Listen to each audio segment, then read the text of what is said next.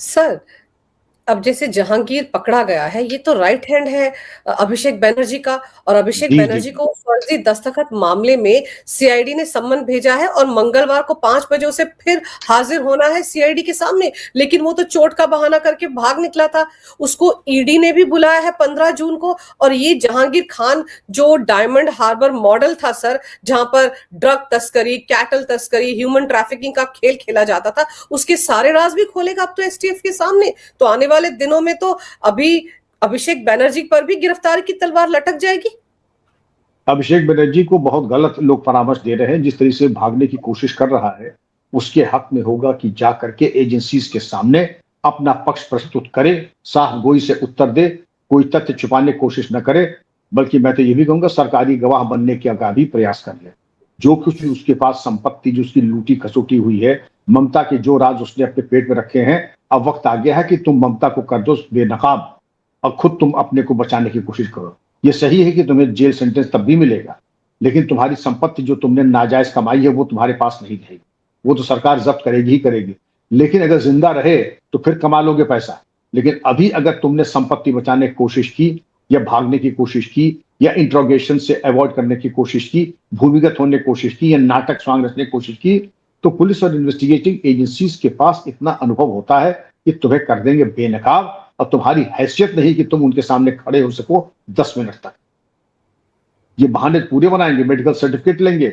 और ये अंडा कांड जो हुआ था हुआ ही इसीलिए था। आपको मालूम होगा अंडा कांड में फेंकने वाले थे वो टीएमसी के कार्यकर्ता थे, इनके चेले चपाटे थे। तो इनका ड्रामा यही था कि कुछ जा करके नाखून कटा करके तुम हीरो बन जाओ, घायल बन जाओ।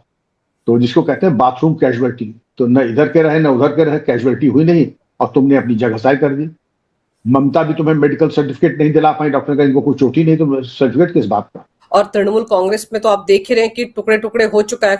विधायक अलग हो गए हैं, सांसद अलग हो गए, अलग थलग रह गए, बुआ भतीजा। और साथ ही साथ हर रोज ऐसी तस्वीरें आ रही है सर, जहां पर तृणमूल कांग्रेस के नेताओं को कोई निर्वस्त्र करके घुमा रहा है, कहीं पर चप्पल जूते चल रहे हैं, कहीं पर उन पर कीचड़ फेंका जा रहा है, कहीं पर उनके बाल काट कर उनके मुंडन कर दिए गए हैं। तो ये जनता का गुस्सा है ना सर, जो इतने सालों से उनको सप्रेस करके रखा गया था। तो जनता का गुस्सा, इसको कोई रोक नहीं सकता है, इसको कोई रोक नहीं सकता है।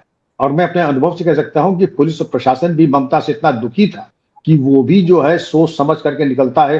मैंने सुना कि कंट्रोल रूम को जब सूचना जाती कि यहाँ पर टीएमसी के पूर्व विधायक या पूर्व नेता जहां से जा रहे थे, जनता ने घेर लिया है, तो वो भी जब निकलते हैं तो थोड़ा इत्मीनान तसल्ली से निकलते हैं। पहले अपना जूता पॉलिश करते हैं, जूता पॉलिश करने के बाद फिर मोजा मैच करते हैं। मोजा जब मैच नहीं करता कहते पत्नी के दूसरा मोजा ले आओ। फिर मोजा पहनते हैं, कहते भाई जरा पानी पी लें। फिर कहते हैं जरा टिफिन भी बांध दो, पता नहीं कितना टाइम लगे। और आप जोड़ती चलिए, इसमें लग जाएगा कम से कम, जहां 2 मिनट पहुंचना चाहिए था 45 मिनट तो लग गया साज सज्जा में, तैयारी में, टिफिन बांधने में। जब बाहर जाते हैं ड्राइवर साहब गाड़ी का पहिया पंचर है, मैं जरा पंचर टायर बदल लूं, बदल लो टायर, 15 मिनट और गए। जब टायर बदल गया तो कहते हैं कि साहब गाड़ी में तेल नहीं है। भाई तुमको पहले से तैयार रहना चाहिए था। जानते सब है कि टीएमसी के नेताजी की कुटाई हो रही। यही मालूम पड़ता कि अभी कोई वारदात हो जाती तो बिजली की तरह टूट पड़ते ये लोग, जैसे कि संदेश खाली में टूट पड़े जहां पे हथियार बरामद किए, कारतूस। लेकिन जब टीएमसी का नेता पिट, मैं विश्वास नहीं करना चाहूंगा, लेकिन बताया ये जाता कि पुलिस कर्मी अपने इत्मीनान से चलते हैं, देख करके सूझबूझ के साथ। कोई ऐसा थोड़ी कि जाके दीवार में सर मार दे, सर तोड़ लें अपना। सोच समझ के जाते हैं क्योंकि टीएमसी वाले हैं और वो उनके पास बम भी हो सकता है, पहले भी बम चलाए थे इन्होंने, इनके पास हथियार हो सकते हैं। तो तैयारी से तो जाना चाहिए, इससे मैं बिल्कुल सहमत हूं। लेकिन मुझे क्या लगता है कि पश्चिम बंगाल की जनता ने जिस तरीके से इनकी कुटाई की है, इन्होंने पुलिस को कम प्रताड़ित किया। ममता ने टीएमसी ने पुलिस को भी बहुत प्रताड़ित किया है। हालांकि वो बहुत ही निष्पक्ष है, बहुत ही कार्यकुशल है। लेकिन मैंने सुना है कि जहां पर 5 मिनट में पहुंचना चाहिए वहां 50 मिनट में पहुंचते हैं। तो मेरा परामर्श होगा कि अब वक्त आ गया है कि 50 मिनट नहीं, जल्द से जल्द पहुंचे। लेकिन मेरे कहने से क्या होता है, अब जब गाड़ी पुरानी है, ममता ने बजट नहीं दिया, पेट्रोल के उधार लेना पड़ रहा है, हवा भरवाने के लिए संसाधन नहीं है, तो समय तो लगेगा ही। सर, ममता की हालत देखकर वो लोग भी तो बिलबिला रहे होंगे जो बांग्लादेश में जमात के लोग थे, जो कह रहे थे कि अरे ममता तुम तो जाकर दिल्ली पर लड़ाई कर लो, चढ़ाई कर दो, 17 करोड़ बांग्लादेशी मुसलमान तुम्हारे साथ हैं। आईएसआई सर जिनके साथ मिलकर ये धंधा कर रहे थे, डायमंड हार्बर मॉडल जो है सर, उसमें यही सब तो था। ड्रग्स का कारोबार करते थे ये लोग, ह्यूमन ट्रैफिकिंग करते थे, बाहर से कितना कुछ आता था इनका सर इसी रास्ते से। तो सर बिलबिलाया तो पूरा का पूरा गैंग है ना, क्योंकि ममता के बारे में तो ये भी कहा जा रहा था ना कि ग्रेटर बांग्लादेश बनाने के लिए भी वो कुछ ना कुछ सीमा पार के लोगों के साथ सांठगांठ कर रही थी। तो पूरा का पूरा इनका सिस्टम चरमरा गया सर। और इसीलिए शायद जहांगीर खान ने सोचा कि नेपाल के रास्ते भाग जाऊं, आकाओं से मिल लूं, उनको कुछ हिसाब किताब दे दूं, पता नहीं कहां भागने की फिराक में था वो।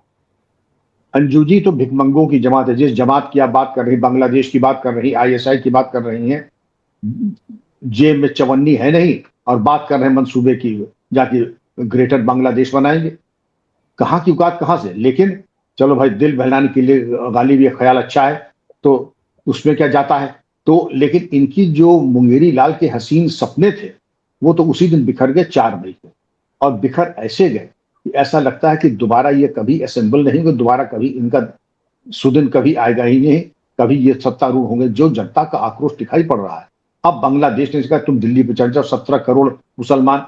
तुमसे अपनी अर्थव्यवस्था संभल नहीं रही है, अपना देश तुमसे संभल नहीं रहा है, भुखमरी की कगार पे हो, देश दिवालिया हो चुका है। जिसको ओशो ने कहा था ये भिखमंगों की जमात है, इनके बस ये है कि भीख का कटोरा आपस में खटखटाते रहेंगे, इनके बस का कुछ है नहीं। लेकिन हाँ, इनकी दुर्भावना, इनकी गाली गलौज और इनकी बातचीत बस सुनते रहिए 9 लाख करके, इससे कोई मतलब नहीं है। लेकिन देश में जो वर्तमान निर्वाचित सरकार पश्चिम बंगाल की है, शुभेंदु अधिकारी जी को बहुत बहुत शुभकामनाएं, बधाई। उन्होंने जो मानक स्थापित कर दिया है वो पूरे देश पे लागू होना चाहिए। मदरसों की जो सेंसस है और जो उसकी स्टडी है वो पूरे देश में लागू होनी चाहिए। राष्ट्र विरोधी तत्वों के ऊपर जो चूड़ी कसी जा रही है, सीबीआई को जो खुली छूट दे दी गई है, मैं समझता हूं कि पूरे देश में ये मॉडल लागू होना चाहिए। अंजू जी।